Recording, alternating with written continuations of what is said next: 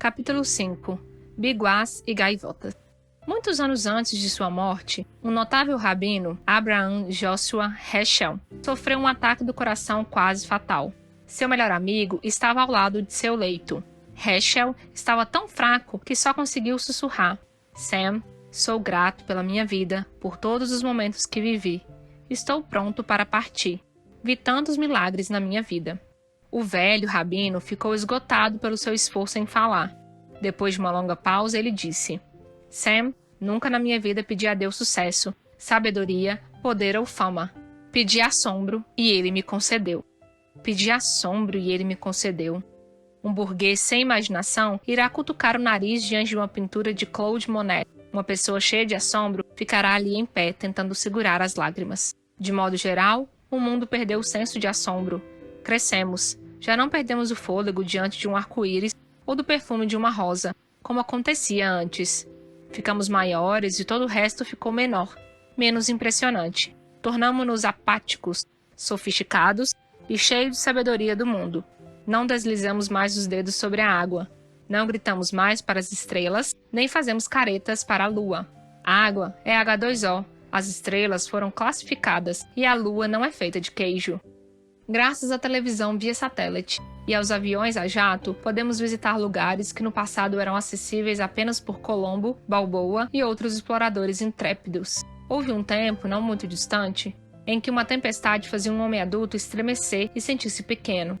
Deus, no entanto, está sendo deixado de lado pelo mundo da ciência. Quanto mais sabemos sobre meteorologia, menos inclinados nos tornamos a orar durante uma tempestade. Os aviões voam agora acima, abaixo e entre elas. Os satélites reduzem-nas a fotografias. Que ignomínia! Se é que uma tempestade pode experimentar a ignomínia. Reduzida de teofania a mero incômodo. Heschel diz que hoje cremos que todos os mistérios podem ser resolvidos e que todo o assombro não passa do, abre aspas, efeito que o novo imprime sobre a ignorância, fecha aspas. Certamente, o novo é capaz de nos impressionar. Um ônibus espacial, o jogo mais recente de computador, a fralda mais macia. Até amanhã, até que o novo se torne velho, até que a maravilha de hoje seja descartada ou tomada como coisa certa. Não é de se admirar que o rabino Heschel tenha concluído, abre aspas, à medida que a civilização avança, o senso de assombro declina, fecha aspas. Ficamos tão preocupados conosco, com as palavras que falamos e com os planos e projetos que concebemos, que nos tornamos imunes à glória da criação. Mal notamos a nuvem que passa sobre a lua ou as gotas de orvalho nas folhas da roseira. O gelo cobrindo o lago vem e vai. As amoras silvestres amadurecem e murcham. A graúna faz seu ninho do lado de fora da nossa janela e não a vemos. Evitamos o frio e o calor. Refrigeramos a nós mesmos no verão e sepultamos-nos debaixo de plástico no inverno. Rastelamos cada folha assim que ela cai. Estamos tão acostumados a comprar carne, aves e peixes pré-embalados no supermercado que nunca paramos para pensar sobre a liberalidade da criação de Deus. Tornamo-nos complacentes, vivendo vida prática. Perdemos a experiência do assombro, da reverência e da maravilha. Nosso mundo é saturado com graça, e a presença furtiva de Deus é revelada não apenas no espírito, mas na matéria. Num gamo que atravessa aos saltos uma campina, no voo de uma águia, no fogo e na água, num arco-íris após uma tempestade, numa corça gentil correndo pela floresta, na nona sinfonia de Beethoven, numa criança lambendo um sorvete de chocolate, no cabelo ao vento de uma mulher. Deus queira que descobríssemos sua presença amorosa no mundo ao nosso redor. Por muitos séculos, a igreja celta da Irlanda foi poupada do dualismo grego entre matéria e espírito. Eles olhavam o mundo com a visão límpida da fé. Quando um jovem monge celta via seu gato apanhando um salmão que nadava em água rasa, ele exclamava, abre aspas, o poder do Senhor está na pata do gato, fecha aspas. As crônicas celtas contam dos errantes monges marinheiros do Atlântico, que viam os anjos de Deus e ouviam a canção que entoavam enquanto erguiam-se e mergulhavam acima das ilhas ocidentais. Para a pessoa científica, tratavam-se meramente de gaivotas, pelicanos, papagaios do mar, cormorões e gaivotas tridáctilas. Os monges, porém, viviam num mundo em que para eles tudo era uma palavra de Deus, no qual o amor divino era manifesto a qualquer um com a menor capacidade criativa. De que outra forma, pensavam eles, Deus falaria com eles? Abraçavam as escrituras, mas abraçavam também a revelação em andamento de Deus em seu mundo de graça. A natureza irrompe pelos olhos de um gato, diziam eles. Para os olhos da fé, cada coisa criada manifesta a graça e a providência de Abba. Com tanta frequência, nós religiosos andamos entre a beleza e a liberalidade da natureza, e o fazemos sem pausar para refletir. Perdemos o panorama de cor e dom e cheiro. Faria pouca diferença se nos mantivéssemos dentro de nossas enclausuradas e artificialmente iluminadas salas de estar. As lições da natureza são perdidas, e a oportunidade de mergulhar em silencioso assombro diante de Deus da criação passa. Deixamos de ter nossos horizontes abertos pela magnificência de um mundo saturado de graça. A criação não acalma nossos espíritos, não restaura nossa perspectiva e não provê deleite a cada porção do nosso ser. Em vez disso, ela nos traz à lembrança as tarefas mais mundanas: mudar a página do calendário ou mandar comprar pneus para a neve. Precisamos redescobrir o Evangelho da Graça e o mundo da graça. Pois a graça do nosso Senhor Jesus Cristo, o amor de Deus e a comunhão do Espírito Santo abrem-nos para o divino espalhado em todo lugar ao nosso redor, especialmente na vida de uma pessoa afetuosa. Estou pensando no mendigo do Dom Juan de Molière. Ele estava sentado numa esquina quando passa um nobre. O estranho que está passando é Dom Juan, um homem amargo que tem sua fortuna e seu caráter arruinados. Uma esmola, pelo amor de Deus, pede o mendigo. Dom Juan para, tira do bolso sua última moeda de ouro e estende-a sob os braços estirados do mendigo. Blasfeme de Deus, e eu a darei a você. Ah, não, meu senhor, disse o mendigo, eu nunca faria isso.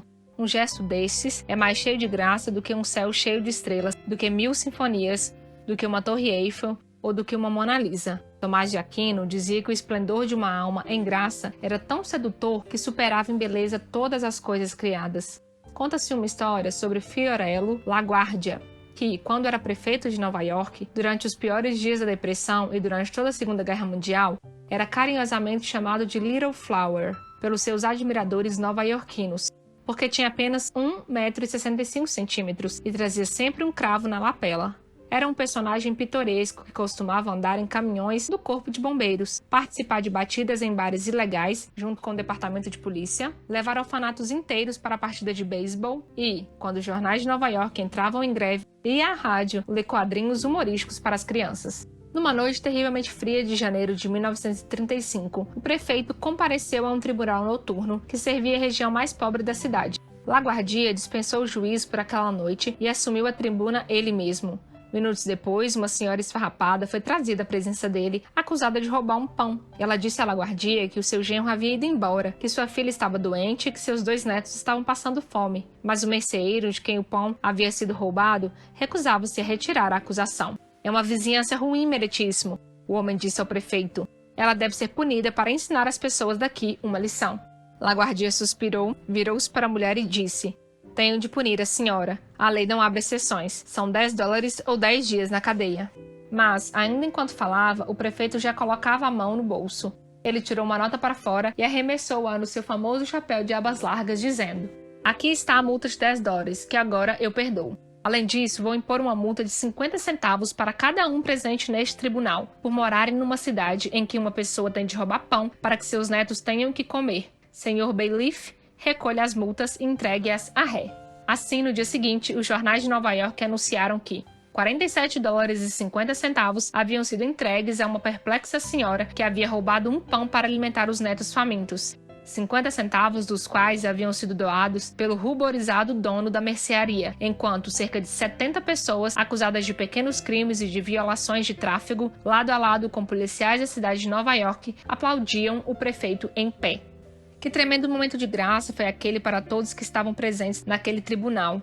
A graça de Deus opera num nível profundo na vida de uma pessoa afetuosa. Ah, quem dera fôssemos capazes de reconhecer a graça de Deus quando ela vem a nós. Dirigi recentemente em Virginia Beach um retiro silencioso de 3 dias para senhoras. Na abertura do retiro, encontrei-me brevemente com cada mulher e pedi que escrevesse numa folha de papel a graça que ela mais gostaria de receber do Senhor.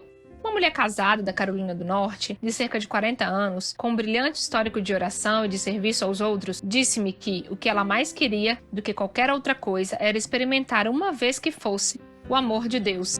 Assegurei-lhe que me juntaria a ela nessa oração.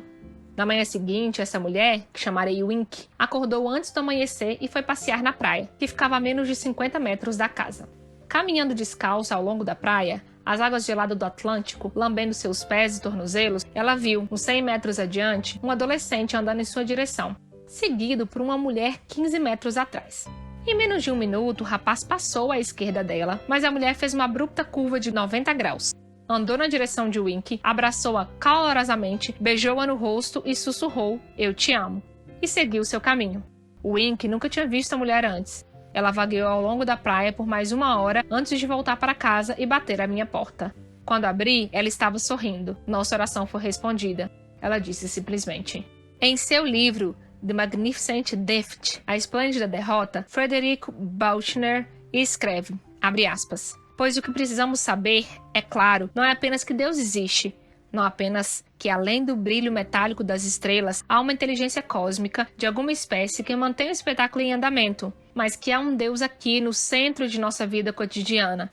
Um Deus que pode não estar escrevendo mensagens a respeito de si mesmo nas estrelas, mas está de um modo ou de outro tentando passar mensagens pela barragem da nossa cegueira. Enquanto nos movemos aqui embaixo, mergulhados até os joelhos, nos fragantes estrumes, mistério e maravilha do mundo.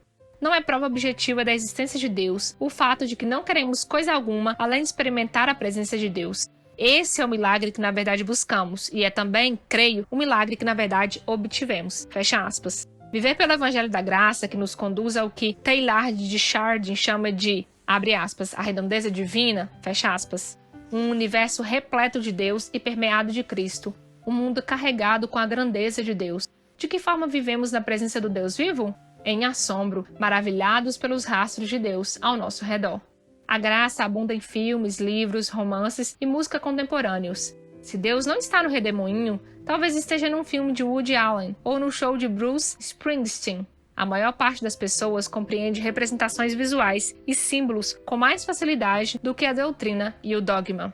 Certo teólogo opinou que o álbum Tunnel of Love, de Springsteen, no qual ele canta simbolicamente a respeito do pecado, da morte, do desespero e da redenção, é mais importante para os católicos do que a última visita do Papa, que falou de moralidade apenas com base em proposições doutrinárias. Poetas foram sempre mais importantes e influentes que teólogos e bispos. Em outra seção dos meios de comunicação, uma versão moderna das peças moralizantes medievais passou para o horário nobre da televisão quase despercebida. Em muitos sentidos, o comediante Bill Cosby é o professor de religião mais influente dos Estados Unidos. Cada semana, seu programa apresenta vívidos e convidativos paradigmas de amor para vastas audiências. O amor é revelado na resolução das tensões familiares, nas vidas de personagens que se tornam tão reais quanto os vizinhos da casa ao lado. Cliff, Clary, Sondra, Denise, Theo, Vanessa, Rudy e assim por diante. Acabamos aprendendo, sem perceber, como viver de modo amoroso numa família. Rimos do padrão familiar de tensão e conflito criados por crises familiares aparentemente triviais, como um anúncio de noivado, um aniversário de 50 anos, uma conta telefônica cara demais, uma briga entre jovens apaixonados, o aniversário de casamento de avós, uma separação entre amigos, uma epidemia de gripe na família. Enquanto rimos, vemos as virtudes requeridas para a resolução de conflitos. Coisas como paciência, confiança, sensibilidade, honestidade, flexibilidade e perdão. A família tem sido matéria-prima de grande parte do humor de Cosby desde o começo da sua carreira, e esse tem sido sempre o humor do amor. Talvez o seu grau de doutorado em pedagogia o tenha tornado mais ponderado a respeito do que está fazendo, mais consciente das questões morais e espirituais que está tratando. Porém, ele sempre foi, a seu modo, um veículo de graça. A graça tem uma notável participação no romance The Moviegoer, do escritor sulino Walker Percy. Ele conta a história de um viajante de trem a caminho de casa depois de um serviço bem-sucedido. Um homem que se sente inexplicavelmente mal na proporção das muitas razões que tem para sentir-se bem. Ele sofre um ataque repentino do coração e é removido do trem numa estação pela qual passou inúmeras vezes, mas nunca visitou. Quando começou a recuperar a consciência, o viajante está na cama de um hospital estranho, cercado por pessoas que não conhece. Enquanto seu olhar passeia pelo quarto, ele avista uma mão colocada sobre o lençol diante dele. É como se ele nunca tivesse visto até aquele momento sua própria mão. Essa coisa extraordinária capaz de mover-se de diferentes maneiras, abrir e fechar. Percy prossegue falando desse despertar como uma revelação, uma experiência daquilo que os teólogos chamam de graça natural. Por meio do seu ataque do coração, o viajante pôde encontrar-se consigo mesmo e com sua vida de um modo que não havia sido possível durante anos, absorvido que estava no que ele chama de cotidianidade.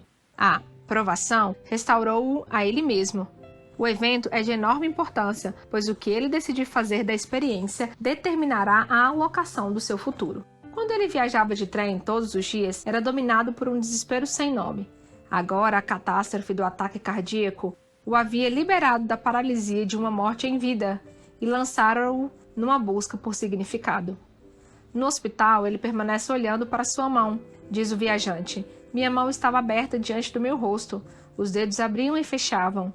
Sentia-me como Rip Van Winkle, despertando e testando os ossos. Havia algo quebrado? Eu estaria indo inteiro? Abre aspas, despertando como Rip Van Winkle, fecha aspas. Percy apresenta a catástrofe como um rude sacudir para fora do sono, uma rajada de ar fresco ou, como coloca The Moviegoer, abre aspas, um bom chute no traseiro, fecha aspas. Apenas a realidade da morte é poderosa o bastante para despertar as famílias para fora da morosidade da vida diária e fazê-las adentrar uma busca ativa pelo sentido da vida. Percy mergulha seus heróis no desastre e no suplício, apenas para falar de dentro do redemoinho, dos piores momentos como os melhores momentos, da preferencialidade, dos furacões a bom tempo, sobre a disposição dos soldados de voltar aos seus piores pesadelos. Os personagens de Percy não apenas sobrevivem à catástrofe, mas descobrem nela a liberdade para agir e para ser. O viajante agarra sua existência pelo pescoço e dá início a uma vida renovada, no mundo corriqueiro que não foi ainda purificado de sua cotidianidade. Nosso Deus gracioso fala conosco nesse livro e conclama-nos a, abre aspas, escolher entre produtividade e estagnação, entre permanecer fazendo diferença e sentar esperando a morte chegar, fecha aspas. Essa é a língua da graça, da conversa, da metanoia, colocada em termos contemporâneos, já que, como diz Percy, as velhas palavras de graça foram depreciadas. Terá sido esse romance que inspirou Erma Bombeck a escrever um artigo chamado, abre aspas, Se Eu Pudesse Viver Novamente? Fecha aspas. Nele, ela escreve, eu teria convidado amigos para jantar, mesmo que o carpete estivesse manchado e o sofá desbotado. Teria sentado no gramado com meus filhos sem me preocupar com as manchas de grama. Nunca teria comprado coisa alguma apenas por ser prática, por não estragar com facilidade ou ser garantido para a vida toda. Quando o filho meu me beijasse impetuosamente, nunca teria dito, depois, agora vou lavar as mãos para o jantar. Teria havido mais eu te amo e mais desculpes, mas acima de tudo, dado uma nova chance de vida, eu abraçaria cada minuto, olharia para ele de forma a realmente vivê-lo e jamais abrir mão dele. Novamente, bem no meio do jornal diário, um eco da graça. Cada momento da existência, estamos ou crescendo em algo maior ou recuando em algo menor. Estamos vivendo mais ou morrendo um pouquinho, como colocou Norman Mailer. A espiritualidade do assombro sabe que o mundo está carregado com graça, que embora o pecado e a guerra, a doença e a morte sejam terrivelmente reais, a presença e o poder de Deus no nosso meio é ainda mais real. Sob o domínio do assombro, fico surpreso, fico extasiado. É Moisés diante da sarça ardente, temendo olhar para Deus. É Estevão prestes a ser apedrejado. Eis que vejo os céus abertos e o Filho do Homem em pé, à destra de Deus, em Atos 7,56. E Michelangelo golpeando sua estátua de Moisés e ordenando, fale. É Inácio de Loyola, extasiado diante do céu noturno. Teresa de Ávila, arrebatada por uma rosa. É Tomé descobrindo seu Deus nas chagas de Jesus. Madre Teresa, vislumbrando a face de Cristo nos pobres atormentados. São os Estados Unidos emocionados diante dos primeiros passos na lua. Uma criança soltando uma pipa ao vento. É uma mãe olhando com amor seu filho recém-nascido. É a maravilha do primeiro beijo. O Evangelho da Graça é brutalmente depreciado quando os cristãos sustentam que o Deus transcendente só pode ser honrado e respeitado adequadamente, negando-se a bondade, a verdade e a beleza das coisas deste mundo.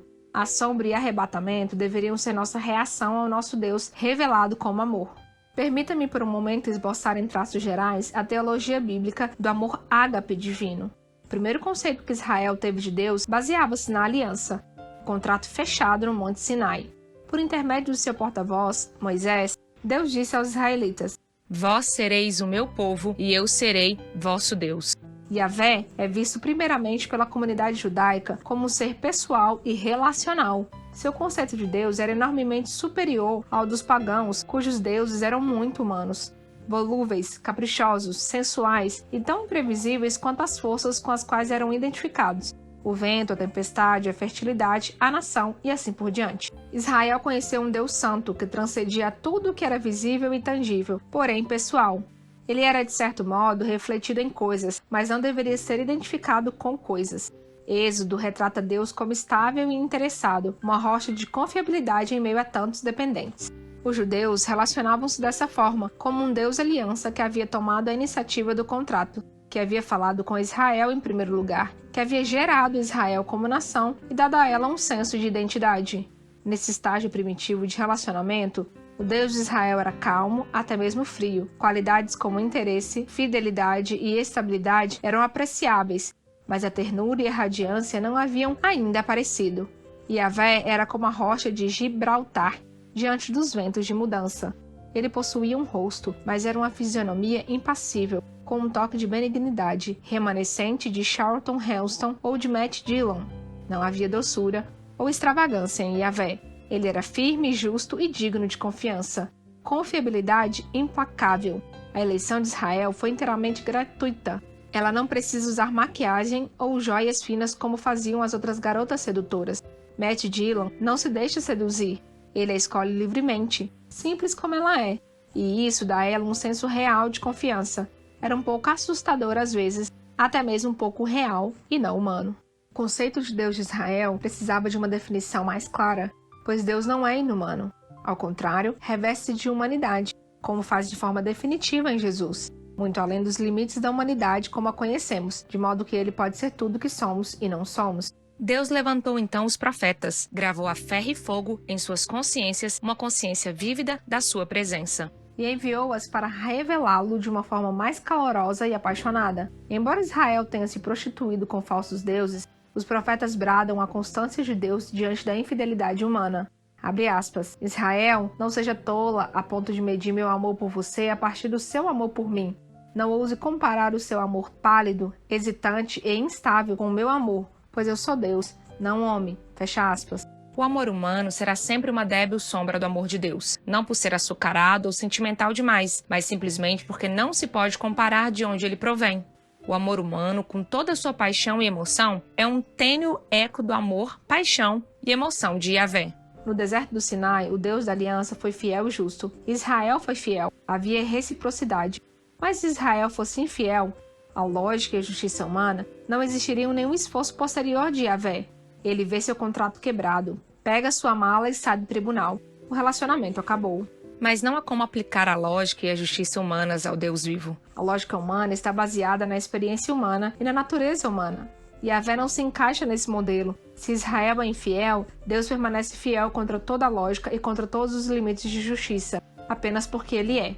O amor explica a feliz irracionalidade da conduta de Deus. O amor tende a ser irracional às vezes. Ele persevera a despeito da infidelidade. Ele floresce em ciúme e ira, que delatam um interesse sincero.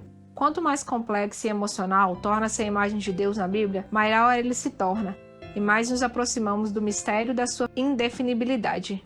A misericórdia de Deus leva Israel a uma confiança maior. A justiça diz, abre aspas, você quebrou o contrato, não lhe devo nada, fecha aspas.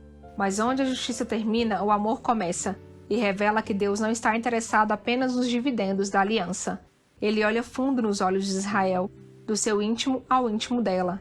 Ele olha, além da cortina de fumaça dos atos bons e maus, para a própria Israel. Ela levanta os olhos constrangida. Quem sou eu? Quem? Eu? Sim, você. Não quero as distrações do relacionamento. Quero o seu coração. Essa não é a tonalidade da espiritualidade contemporânea. Muitos de nós veem Deus como um mesquinho funcionário de aduana. Ele vasculha nossa bagagem moral a fim de destrinchar nossos atos e depois devolve um cartão de desempenho com um total de virtudes e vícios, para que possamos trocar as figurinhas com ele no dia do julgamento. De acordo com Oséias, Deus está disposto a manter um relacionamento mesmo quando sua esposa torna-se uma prostituta vulgar e grosseira. Essa mesma convicção é levada adiante do Novo Testamento. A mulher adúltera é trazida diante de Jesus. Espera-se que seja o Deus dos líderes religiosos, que nunca assimilou a contribuição de Oséias, a julgá-la. Ela foi infiel e a postura divina incorporada na liderança iria apedrejá-la. O Deus dos fariseus está interessado no contrato, na justiça em primeiro lugar. Mantemos a mulher pelo contrato. A pessoa é descartável. Mas no homem de Jesus vemos a face humana de Deus, uma face em harmonia com a revelação do Antigo Testamento. Ele está interessado na mulher, Seu amor vai além da justiça e prova-se mais salvífico do que reforçar claramente as regras fundamentais ainda mais uma vez. Injusto? No nosso modo de pensar, sim. Graças a Deus estou maravilhosamente satisfeito com um Deus que não me trata como meus pecados mereciam. No último dia, quando Jesus chamar-me pelo nome, venha, Brennan, bendito de meu Pai, não será porque Abba é justo, mas porque seu nome é misericórdia. Seremos um dia capazes de compreender o mistério da graça, o furioso amor de Deus, o mundo da graça em que vivemos? Jesus Cristo é o escândalo de Deus. Quando Batista é aprisionado por Herodes, ele envia uma dupla de seus seguidores para perguntar a Jesus: És tu aquele que estava para vir ou havemos de esperar outro? Jesus diz: Ide e anunciai a João o que estáis ouvindo e vendo. Os cegos veem, os coxos andam, os leprosos são purificados, os surdos ouvem, os mortos são ressuscitados, e aos pobres está sendo pregado o evangelho. E bem-aventurado é aquele que não se escandalizar em mim. Deveríamos ficar perplexos diante da bondade de Deus, estupefatos diante do fato de Ele se dar ao trabalho de chamar-nos pelo nome, boquiabertos diante do seu amor, maravilhados de que nesse momento preciso estejamos pisando em terreno santo. Cada parábola de misericórdia dos evangelhos é dirigida por Jesus aos seus oponentes, escribas murmuradores, fariseus reclamões, teólogos censuradores, membros do sinédrio. São os inimigos do evangelho da graça, indignados porque Jesus afirma que Deus se importa com os pecadores, inflamados que ele coma com gente que eles desprezam. O que ele diz a eles? Esses pecadores, essa gente que vocês desprezam, estão mais perto de Deus do que vocês. Não são as meretrizes e os ladrões que acham mais difícil de arrepender. São vocês, tão seguros da sua devoção e da sua farsa que não têm qualquer necessidade de conversão. Eles podem ter desconhecido ao chamado de Deus, podem ter sido degradados pelas suas profissões, mas demonstraram tristeza e arrependimento. Mais do que tudo isso, porém, essas são pessoas que dão valor à bondade de Deus, são um paradigma do reino diante de vocês, pois elas têm o que lhes falta, uma profunda gratidão pelo amor de Deus e um profundo assombro diante da sua misericórdia. Peçamos a Deus a dádiva que Ele deu a um inesquecível rabino, Abraham Joshua Heschel. Abre aspas. Querido Deus, dê-me a graça do assombro. Surpreenda-me, maravilhe-me, enche-me de assombro em cada pequena fenda do seu universo. Concede-me o deleite de ver como Jesus Cristo age em 10.000 lugares, adorável em mãos e pernas, adorável ao Pai em olhos, que não os dele, nas feições dos rostos dos homens. Arrebata-me a cada dia com suas incontáveis maravilhas. Não peço conhecer a razão de todas, peço apenas compartilhar da maravilha de todas. Fecha aspas.